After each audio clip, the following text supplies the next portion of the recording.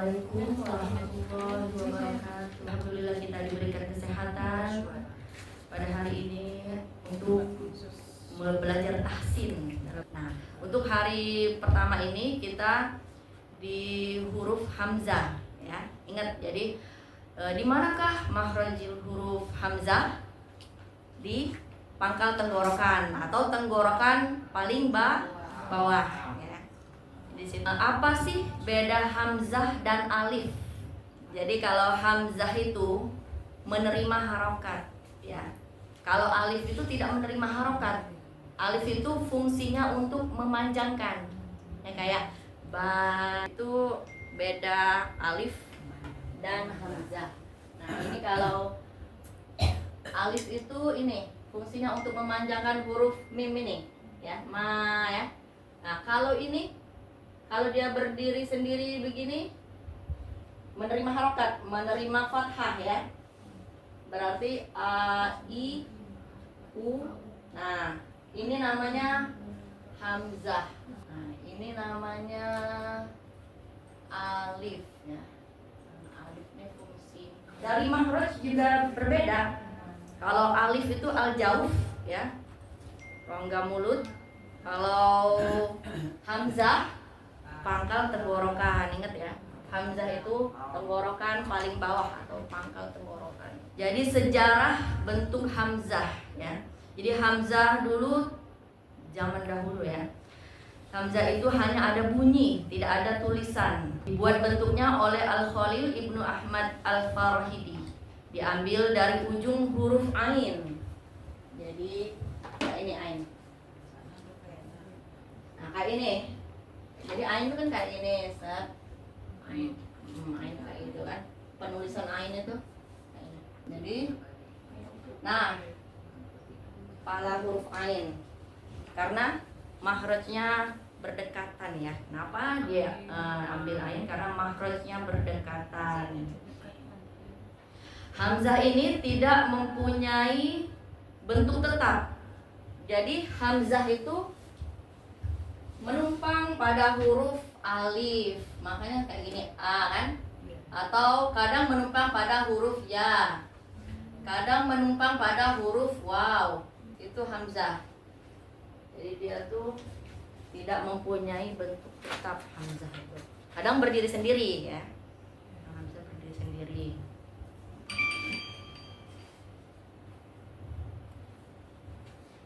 Pertanyaannya, apakah hamzah boleh disebut alif? Boleh, tapi cuma sebagai majas atau kiasan, ya. Misalnya kayak anak-anak mau ngaji gitu, fathah hamzah, alif fathah a, alif fathah, alif kasroh i, kayak gitu kan. Boleh, cuma sebagai kiasan untuk penyederhanaan, ya, agar mudah dipahami. Nah, tapi hakikatnya kita percaya bahwa hamzah dan alif itu berbeda, ya. Dari makhraj berbeda, dari sifat berbeda, fungsi berbeda, ya. Jadi penyebutan tersebut hanyalah cara penyederhanaan. Jadi kalau ada anak-anak yang belajar alif fathah a, nah, pada hakikatnya kita percaya kalau itu adalah hamzah, ya kan? Itu cuma untuk memudahkan memahami. Jadi hamzah ini merupakan huruf konsonan, ya. Jadi a konsonan. Kalau alif itu merupakan vokal. Alif itu al-jauf, jadi suaranya. Jadi ma, suara panjangnya itu yang disebut vokal, ya, al-jauf. Jadi dari rongga mulut dan tenggorokan. Jadi kalau alif itu, ya. Kalau hamzah tadi ya dia tuh a, i, u, punya bunyi sendiri, ya. Menerima harokat karena fungsinya cuma untuk memanjangkan, ya. Hamzah bisa berdiri sendiri di awal, di tengah ataupun di akhir kata, ya. Nah, kalau alif tidak bisa berdiri sendiri, dia harus ada huruf yang mendahuluinya. Kayak tadi huruf mim, ma, ya kan? harus ada huruf yang mendahulunya. Kalau alif ada dua macam alif itu, ada yang lurus, ada yang bengkok. Ya. Ini alif yang lurus ini. Kalau alif yang bengkok, kayak ini. Nah, kayak huruf ya tanpa titik. Ya, alif bengkok atau alif maksuroh, sering disebut dengan alif maksuroh ya. Fungsinya memang untuk memanjangkan juga. Biasanya itu ada di akhir kata ya, di akhir kalimat. Itulah perbedaan hamzah dan alif. Kalau bunyinya a, i, u berarti itu hamzah ya. Jadi hamzah ini bagian tenggorokan paling dalam, berada pada wilayah pita suara ya. Jadi kalau hamzah yang berharokat ketika diucapkan kedua pita suara saling menjauh. Lepas ya. Sedangkan hamzah yang disukun saat diucapkan kedua pita suara merapat atau tertutup sehingga tidak tersisa sedikit pun ruang untuk lewatnya suara. Jadi ba habis ba ya. As-sama. As-sama. Nah, kalau itu jadi itu istilahnya syiddah. Jadi kita itu yang mengalir itu ada dua macam, suara sama nafas. Nah, ini yang kita lagi bahas ini suara ya. Jadi suaranya tuh terhenti.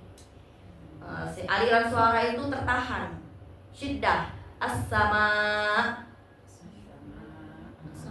Ini banyak ini kalau pas tadarus tidak tidak pakai rumus ini, pakai sifat ini, tidak memenuhi sifat dari huruf ini. Syiddah, jadi as-sama ngambang.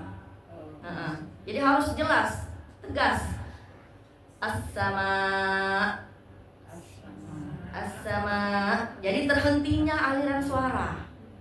Ya, itu sifat satu ya, sifat dari hamzah. Yang kedua jahar. Jahar baru tidak mengalirnya nafas ya, tidak ada hembusan nafas. As-sama sudah habis kan? Istifal, pangkal lidah turun ke dasar mulut sehingga suara menjadi tipis.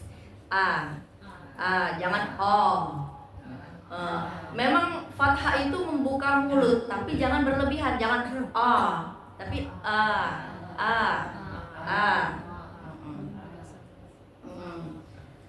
Infitah, tidak menempelnya lidah pada langit-langit atas ketika pengucapan huruf ya. Terus yang sering terjadi kesalahan pada huruf hamzah ya, dalam menyebutkan huruf hamzah ini misalnya kayak Allah, sering disebut Allah, disebut tebal. Memang yang tebal di situ huruf lam aja, tapi hamzahnya tetap tipis ya. Sifat hamzah itu tipis, jadi Allah. Jadi bukan Allah, bukan O. Itu sering terjadi. Terus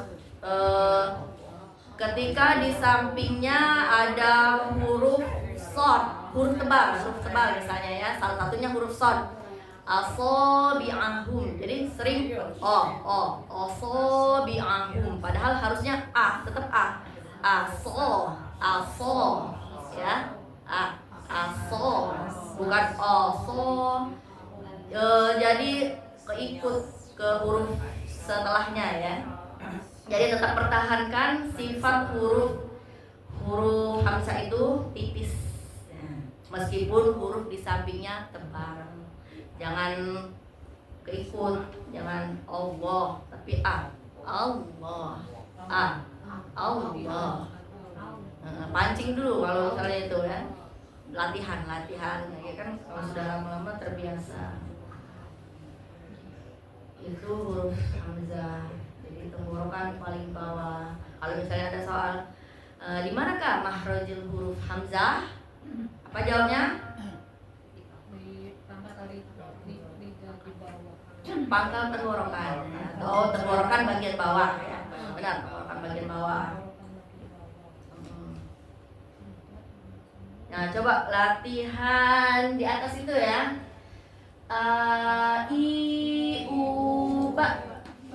U an ani a na minal mu ni ma I an ani a. Ya bareng ya. Aku sampai itu dulu. A I U ba ya. A I U ba. U an ani a na minal mu ni ma I an ani a. Nah, kalau di akhir kata fathah ta itu dibaca a ya, a 2 harokat ya.